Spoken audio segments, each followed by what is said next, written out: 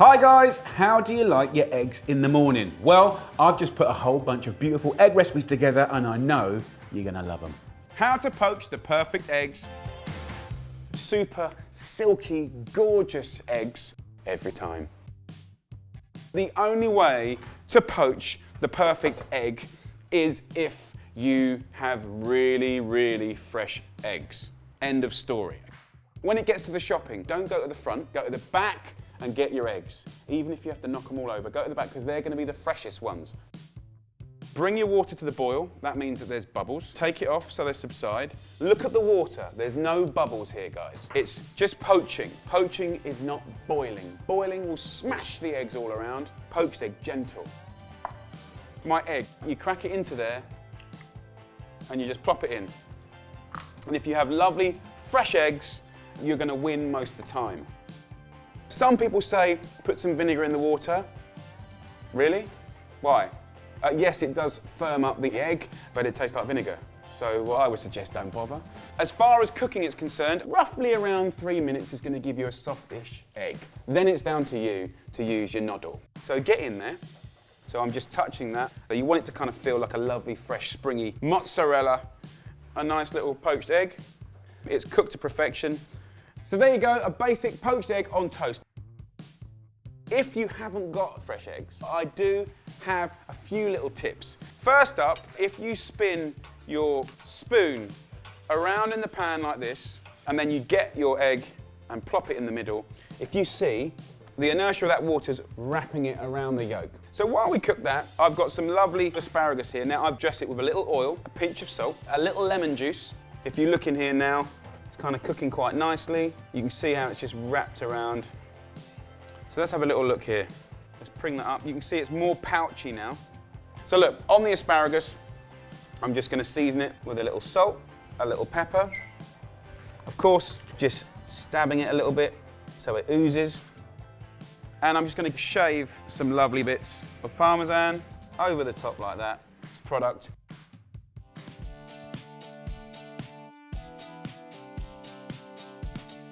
Hi guys, we're going to make the most amazing breakfast tortillas. They are so quick, so delicious. It's an amazing breakfast, brunch or lunch. Lovely eggs, little bombs of manchego cheese, soft tortillas, avocado, lime, coriander, chili sauce. It's going to be great. Now this recipe comes from this book, Jamie's America. It's one of my favorites. I think the recipes are absolutely incredible. And in this recipe, of course, we're in LA. We're in East LA with the Mexican communities. I spent a lot of time in East LA on different jobs, working in schools and different districts. Met some amazing people. This tortilla is a homage to them. It's so simple. I love making this for like 2 to 4 people. I get a bunch of plates and I just put a couple of things in the middle of the table. First up, let's just slice up some tomatoes, salt, pepper, coriander leaves, and lime,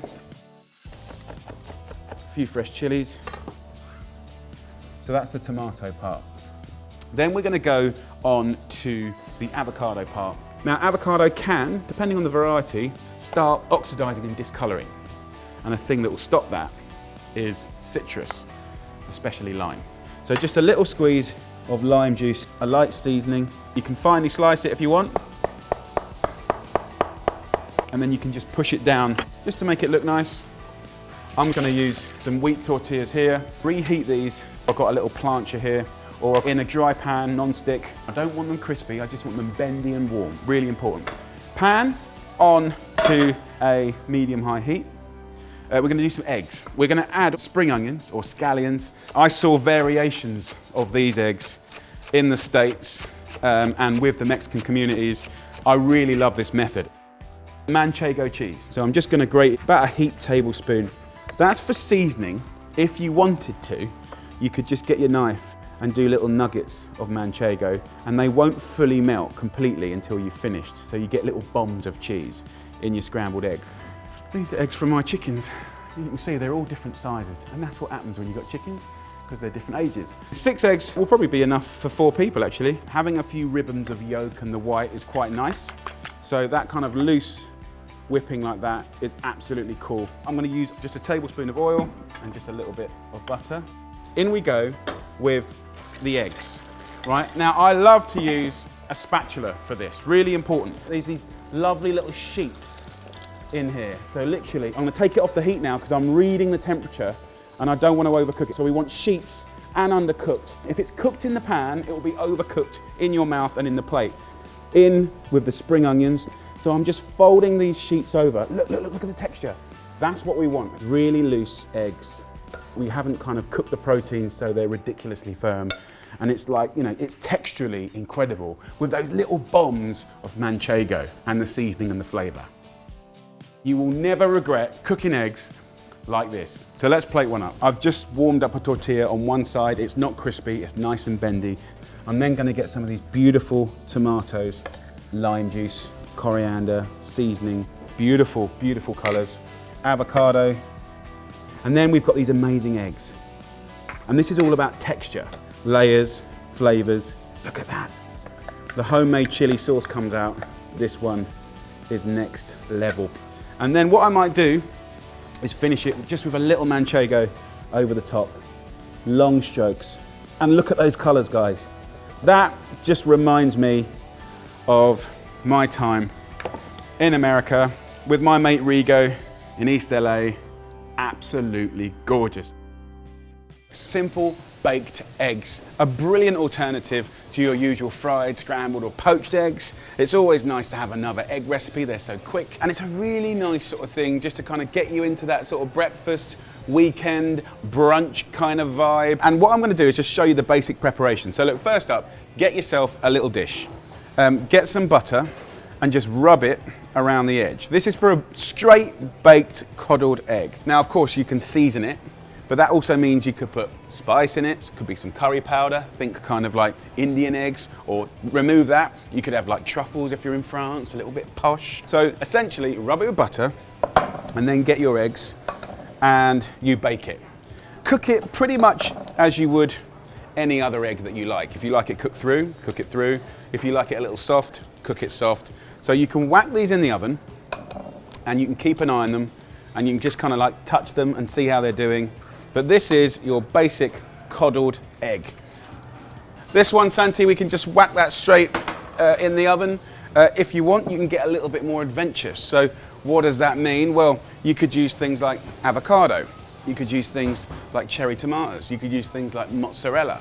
So, okay, let's do an Italian coddled egg. Let's do that. So I'm gonna grab a nice dish. We're not gonna use butter, we use olive oil. We'll have a little rub up, salt and pepper again, nice.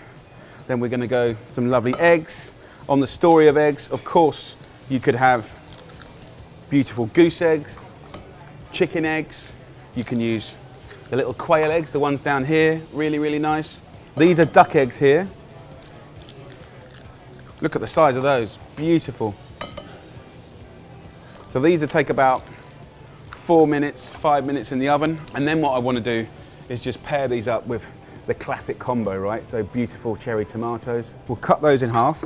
So the eggs are only going to cook for like, let's say 4 minutes.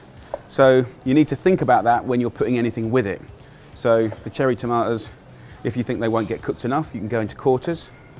Then mozzarella, that'll probably ooze in 4 minutes, nice. So in we go with the beautiful cherry tomatoes. We can take a little mozzarella and just a little bit, we'll just put little bombs of mozzarella in and around this. But for a Sunday brunch, that in the middle of the table, just heat a ciabatta up, you know, maybe some prosciutto, maybe a little Prosecco. Come on, it's Saturday, it's Sunday, it's the weekend. Do you know what I mean? So I think that's what I'm trying to get out of this little session is the idea, instead of frying, scrambling, or poaching eggs, there is other things. And then even simple things like chili. If you like to spice it up a little bit, very, very nice. We'll go in with some olive oil, crack in those eggs, over the top with the chilies, bold, brave. They're not particularly hot, but they look amazing. And then the avocado. So avocado is fantastic cooked. Just slice it up, a little bit of lime juice gives it a fantastic flavor.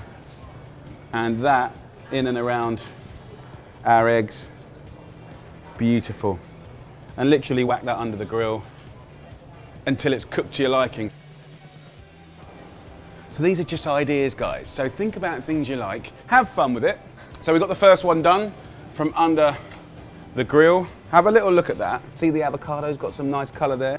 A few bits of coriander over the top. By the way, baked avocado is incredible. Simple coddled egg, nothing else. You can see how elegant that is.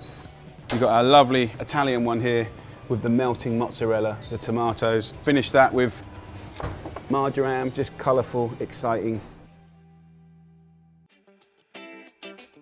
Okay, frittata. I've been shown a frittata by nonnas and chefs all around Italy. They have slightly different recipes and ways of doing it. I'm gonna kind of bundle everything I've seen and give you what I like to do at home. This is about a bigger, thicker omelette. We want some rise on it, so it's almost a bit more like kind of an omelette cake, okay? I've got some lovely seasonal greens here, chards, kales. I've got some frozen peas here.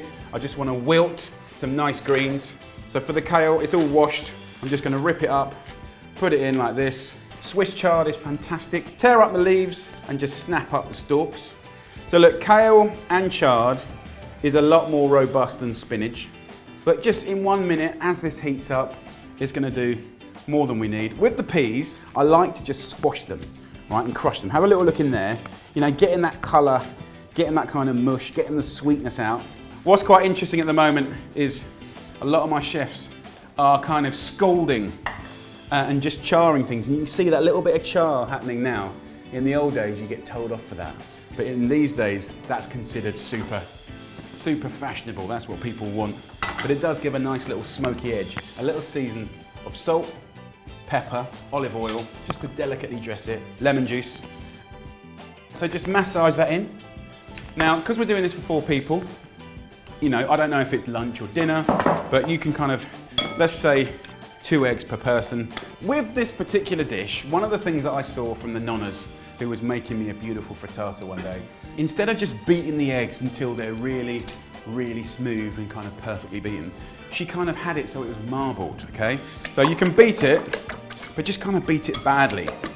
Okay, so pan on, a little bit of olive oil goes in, shake it around the pan. We go in with the eggs, like that. We're just gonna kind of move it around a little bit. So look, it's kind of like 1/4 cooked. You can see it right there. Then I can go in with my greens that are dressed nicely and just do lovely little bombs of the greens in there. So we're getting the good stuff. And then we're gonna go in with our lovely smashed peas in there as well, right? Pushing it in. And then there's some ricotta here. I love ricotta. So this is a lovely delicate cheese. And again, push this into that egg. So then some Parmesan on the top. And then what I like to do is get some herbs like sage, rosemary. I've got some marjoram here. These are really, really nice. And a lovely little tip, you just put a little bit of oil in there and massage those up. You get incredible flavour from this. And marjoram's a really typical herb used in a really good frittata, especially when they're flowering, they're really, really beautiful. And then into the oven we go.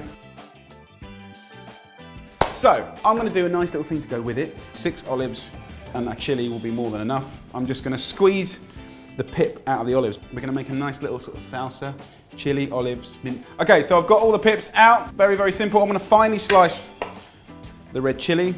Let's get some black olives. We can just kind of roughly chop these into like chunks. Beautiful, love mint. So just finely chop that. And this will make the most basic, simple salsa on the planet. Just mix it up in here with a tiny bit of lovely oil to transmit the flavors. About 2 tablespoons will do. Let's go lemon juice to freshen it up. The frittata will be done now. This salsa is nice. Right, let's have a little look at this bad boy. That, my friends, is what we're getting. You can see it's puffed up. What's quite nice is I love the way the edges here get almost like rice paper, really crackly. You know, it is cooked through, but we haven't cooked the life out of it. Just gonna run a palette knife around the edge, just very lightly. You can just turn it out, which is very, very simple. I like to see what's going on. I've got some lovely dressed pea shoots here, olive and chili mint salsa going on top. This is a lovely little dinner, lunch, brunch. So that's it really, guys. That is one of my many expressions of a frittata. The Italians do such a good job of it. Let's have a little try.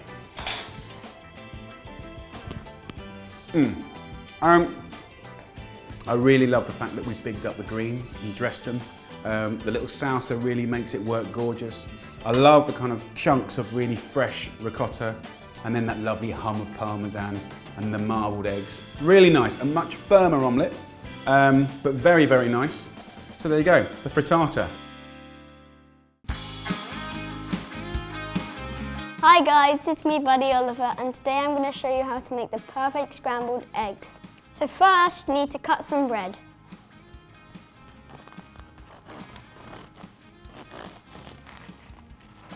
Make sure you use the length of the knife and keep it nice and straight.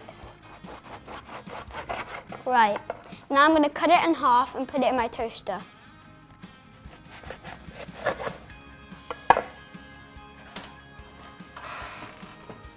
Now we can move on to the eggs.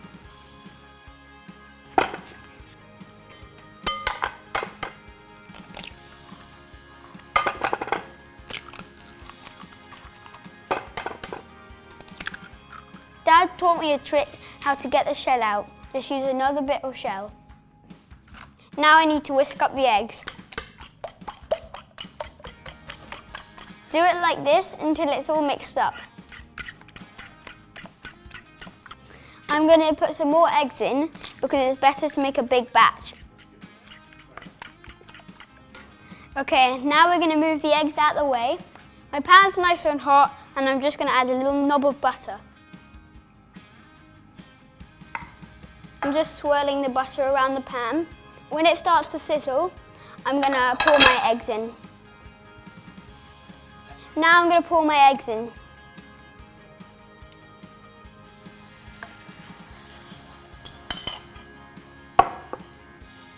Keep moving it and use a spatula to scrape the egg off the side. You want it to be silky, but you don't want to undercook it when it's too soggy, and you don't want it to get too dry and clumped up when it's overcooked. Oh, let's go and get my toast. This is the way I like it, not too soggy and not too hard. Now it's done, so push it to one side with a spatula so it's easy to spoon onto your bread. You get rid of your spatula, take it off the heat, and get a few spoonfuls on your plate. This is enough for 3 portions. Okay, now we're going to add some salt and pepper. So there you go, this is my perfect scrambled eggs. See you later guys. Right, now I'm going to give this to Dad.